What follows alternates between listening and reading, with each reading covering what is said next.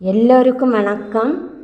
இன்றைக்கு கிருஷ்ணனின் பிறப்பு பற்றி ஒரு கதை கூறப்போகிறேன். கிருஷ்ணனின் பிறப்பு ஒரு இக்கட்டான சூழ்நிலையில் நடந்தது. கிருஷ்ணன் பிறந்த கதை கேட்க ரொம்ப அழகாக இருக்கும். எல்லாரும் கடைசி வரை கேளுங்க. ஓகே. கிருஷ்ணனின் பிறப்பு. முன்பொரு காலத்தில் உக்கிரசேனன் என்ற அரசர் வாழ்ந்து வந்தார். உக்கிரசேனனின் மகன் கம்சன் இளவரசனாக மதுராவை ஆண்டு வந்தான். கம்சன் ஒரு இரக்கமும் இல்லாத ஒரு கொடுங்கோல் அரசனாக இருந்தான். அனைவரையும் கொடுமைப்படுத்தி கொண்டிருந்தான். அவனுக்கு தேவகி என்ற ஒரு தங்கை இருந்தாள். அவளிடம் மட்டும் மிகுந்த அன்பு கொண்டிருந்தான். தேவகி தெய்வ பக்தியுள்ள ஒரு நல்லவளாக இருந்தாள். பணிவும் அன்பும் தெய்வ பக்தியும் கொண்டவள். கம்சன் அவளுக்கு வசுதேவர் என்ற ஒரு நல்லவருடன் மிகவும் ஆடம்பரமாக திருமணம் நடத்தி வைத்தான். திருமணம் முடிந்த பிறகு தேரில் தங்கையையும் கணவரையும் அமர வைத்து கம்சன் தேரை ஓட்டிக்கொண்டு மிகுந்த மகிழ்ச்சியுடன் தங்கையை கொண்டு போய் கணவன் வீட்டிற்கு விடுவதற்காக சென்று கொண்டிருந்தான். அப்போது ஒரு அசரீரி கேட்டது. கம்சானில் நீ கொண்டு போகும் தேவகியின் 8வது குழந்தை உன்னை கொன்றுவிடும். வானத்தில் அசரீரி ஒலி கேட்டது. கம்சன் திடுக்கிட்டு நின்றான். ஒலி மீண்டும் கேட்டது. கம்சன் கோபத்தால் அலறினான். ஓடி சென்று தேவகியின் கழுத்தை நெரித்து கொல்ல முயன்றான். அப்போது வசுதேவர் குறுக்கிட்டு, திருமண நாளான இன்று தேவகியை கொல்வது பாவம். அவளை கொல்லாமல் விட்டுவிடு.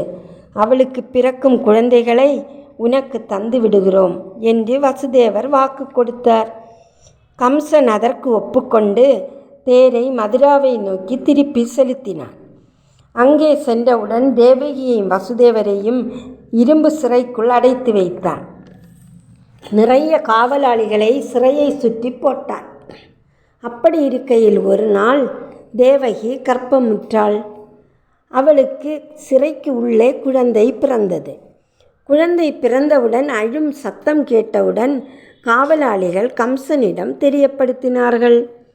கம்சன் ஓடி வந்து குழந்தையை எடுத்து தரையில் அடித்து கொன்றான்.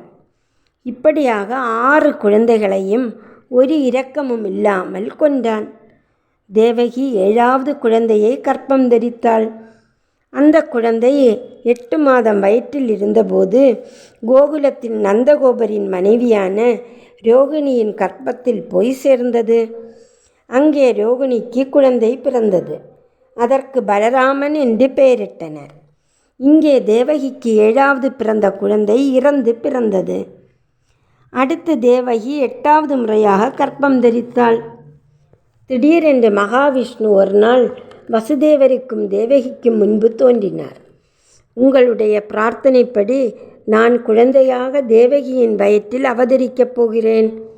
வசுதேவரே, நான் பிறந்தவுடன் கோகுலத்தில் யசோதையிடம் கொண்டு போய் என்னை சேர்த்துவிட்டு யசோதை அப்போது பெற்ற குழந்தையை இங்கே கொண்டு வர வேண்டும் என்று பகவான் கூறிவிட்டு மறைந்து விட்டார். நடு இரவில் தேவகிக்கு ஆண் குழந்தை பிறந்தது. அப்போது நல்ல கடும் மழை பெய்தது. ஆனால் அந்த குழந்தை அழாமல் இருந்தது.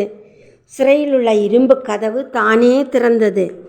காவலாளிகள் தூங்கி விழுந்தனர். வசுதேவர் மெதுவாக குழந்தையை ஒரு கூடையில் வைத்து எடுத்துக்கொண்டு அந்த மழையில் புறப்பட்டார். யமுனை நதி வசுதேவர் செல்வதற்காக விலகி வழிவிட்டது. ஆதிசேஷன் குழந்தை நனையாமல் வசுதேவரின் பின்னால் குடைபோல் தன் தலையை உயர்த்தியபடி வந்தது. அப்படி வசுதேவர் கோகுலத்திற்கு வந்து சேர்ந்தார். யசோதையின் அருகே இந்த குழந்தையை படுக்க வைத்தார்.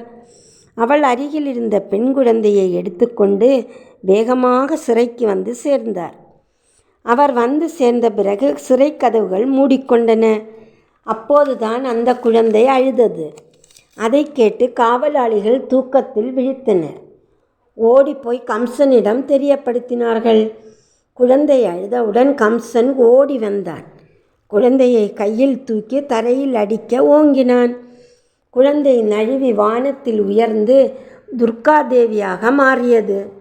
மூட கம்சா, உன்னை கொல்வதற்குள்ள குழந்தை கோகுலத்தில் பிறந்துள்ளது.